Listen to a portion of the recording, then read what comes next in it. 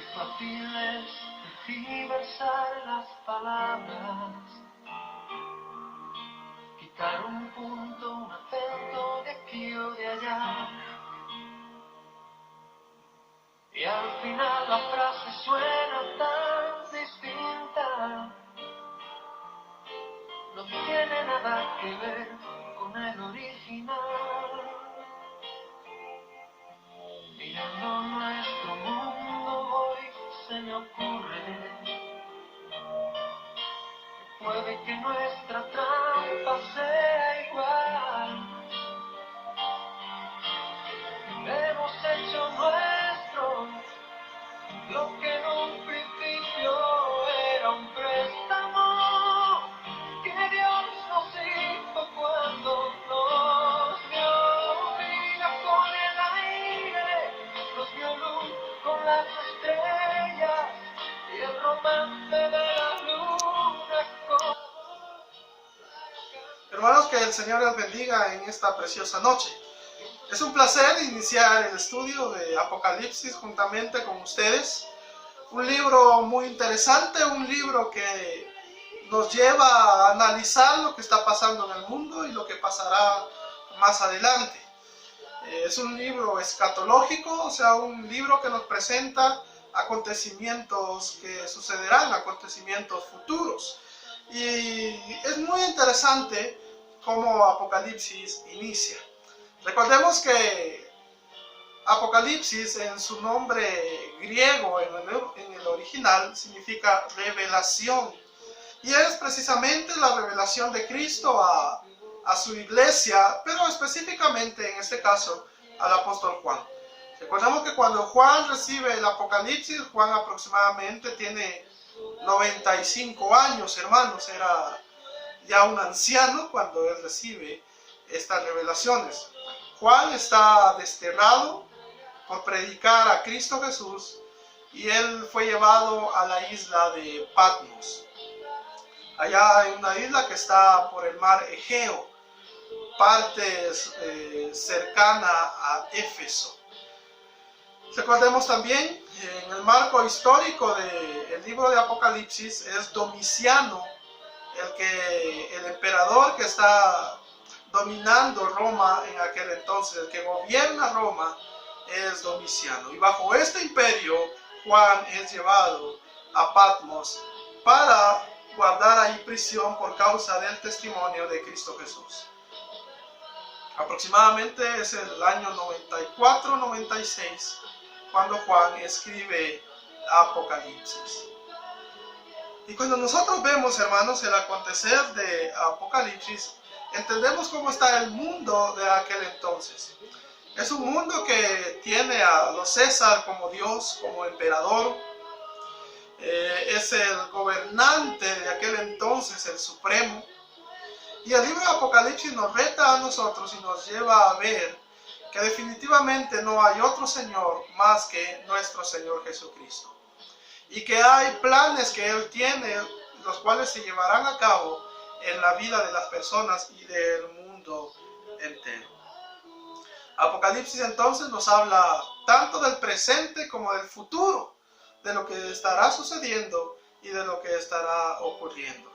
Como ya lo hemos dicho, hermanos, Apocalipsis es un libro de interpretación difícil, es un libro de interpretación complicada, porque no es un libro que debemos de tomar todo literal, aunque sí tiene partes literales. Tiene muchas figuras, tiene muchos simbolismos, los cuales nosotros iremos descubriendo a través del estudio. Y en esta preciosa noche escudriñaremos el capítulo número 1 hasta donde podamos llegar, hermanos. Y el capítulo número 1 a nosotros ya nos está presentando a la persona de Cristo Jesús como el Dios verdadero y el Dios único. Si pudiéramos ponerle un título al libro de Apocalipsis, el título que le pudiéramos poner sería Jesucristo es el Señor. Y es que eso nos muestra realmente Apocalipsis, a pesar de las diferentes circunstancias y a pesar de todo lo que se desarrolla en el contexto de este libro. entendemos nosotros que Jesucristo es el Señor. O Apocalipsis nos lo muestra así. No hay nada que escape a la manifestación de Cristo Jesús como ese Dios omnisciente, omnipotente. Ese Dios que todo lo sabe, que todo lo puede. Y así es como Juan nos va a presentar a nuestro Señor Jesucristo. Y el capítulo número 1 se centra en eso. Se centra en la presentación de Cristo Jesús a través de la persona de Juan, dando a conocer quién es Cristo Jesús. Vayamos al capítulo número 1, hermanos, y leamos qué es lo que nos dice este hermoso libro. Versículo 1, hermanos, dice: la revelación de Jesucristo que Dios le dio para manifestar a sus siervos las cosas que deben suceder pronto, y las declaró enviándolas por medio de su ángel a su siervo Juan, que ha dado testimonio de la palabra de Dios y del testimonio de Jesucristo y de todas las cosas que ha visto.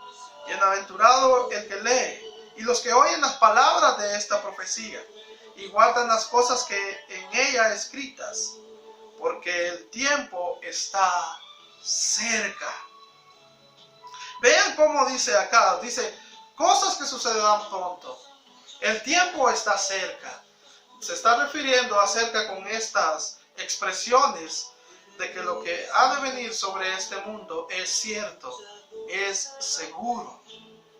Que no hay sombra de duda de que todo lo que el Señor ha prometido se ha de cumplir. Y se ha de cumplir de una forma muy especial, estimados hermanos. Y lo primero que se ha de cumplir es el anuncio a las iglesias. Es el mensaje de Cristo a la iglesia que en aquel entonces estaba ubicada en lugares específicos de Grecia, de Asia Menor. Y el mensaje es hacia ellas. Todo lo que ha de suceder pronto, todo lo que ha de venir sobre este mundo, la iglesia debe prestar atención, porque son las manifestaciones de Cristo Jesús, es la palabra de Cristo Jesús. Vean lo que dice el versículo 4. Juan dice: a las 7 iglesias que están en Asia, gracia y paz a vosotros, el que es y que era y que ha de venir, y de los 7 espíritus que están delante de su trono, y de Jesucristo el testigo fiel, el primogénito de los muertos y el soberano de los reyes de la tierra, al que nos amó y nos lavó de nuestros pecados, dice, con su sangre. A las 7 iglesias, a la iglesia, al cuerpo de Cristo Jesús, se le anunciará lo que ha de venir. Y de los 7 espíritus que están delante de su trono. Esto se está refiriendo, hermanos, a la presencia del Espíritu Santo dentro de la iglesia, dentro del cuerpo de Cristo Jesús. Recordémonos que el 7, en el contexto de la Biblia, es el número de la perfección. Está hablando del Espíritu Santo dentro de la iglesia. Pero también habla acerca de Jesucristo, dice, el testigo fiel. Y es que aquí entendemos nosotros una característica de nuestro amado Señor Jesucristo. Jesucristo es fiel. Jesucristo es verdadero. Él nunca dejará de ser. Pero después dice, el primogénito de los muertos. El que venció la muerte, el que resucitó con poder y gloria. El único que lo ha hecho. Pero después de él, por la resurrección de Cristo Jesús, nosotros también formamos parte de esa resurrección. Pero Él es el primogénito. Él es el que venció la muerte. Él es el que venció al enemigo. Lo que dice allá el apóstol Pablo a los Corintios. ¿Dónde está, oh muerte, tu aguijón? ¿Y dónde, oh sepulcro, tu victoria? Jesucristo venció la muerte. Jesucristo venció todo lo que era contrario para el ser humano. Y es por eso que dice que Él es el primogénito de los muertos y el soberano de los reyes de la tierra. Y es que no hay nadie como nuestro Señor Jesucristo. Y es que Jesús es el eterno. Todos los reyes, todos los pueblos deberán doblar las rodillas delante de Cristo. Todos los reyes, el rey más grande que pueda haber en la tierra, el rey más grande que haya existido en la tierra, tendrá que doblar sus rodillas ante la presencia de Cristo Jesús. Y es por eso que dice el texto acá. Y el soberano de los reyes de la tierra. Es que nadie, ningún hombre, por más poderoso que sea, puede estar por encima de Cristo Jesús. Al que nos amó, dice, y nos lavó de nuestros pecados con su sangre. Vean, esta porción de la palabra está en un tiempo pasado. Dice, al que nos amó. Y recordemos que el amor de Cristo Jesús es tan grande, manifestado allá en la cruz del Calvario, manifestado allá en Belén cuando Él nace. Por eso dice, al que nos amó en tiempo pasado. Y nos lavó de nuestros pecados con su sangre. La obra redentora de Cristo Jesús. Apocalipsis entonces nos está mostrando a nosotros cómo ese Dios eterno, cómo ese Dios omnipotente ha amado a la humanidad. Y tanto fue ese amor que ha tenido para con nosotros, que Él dice que nos lavó de nuestros pecados con su sangre, que estuvo dispuesto a morir. Juan desde el principio nos está mostrando la obra redentora de Cristo para la humanidad, para el mundo.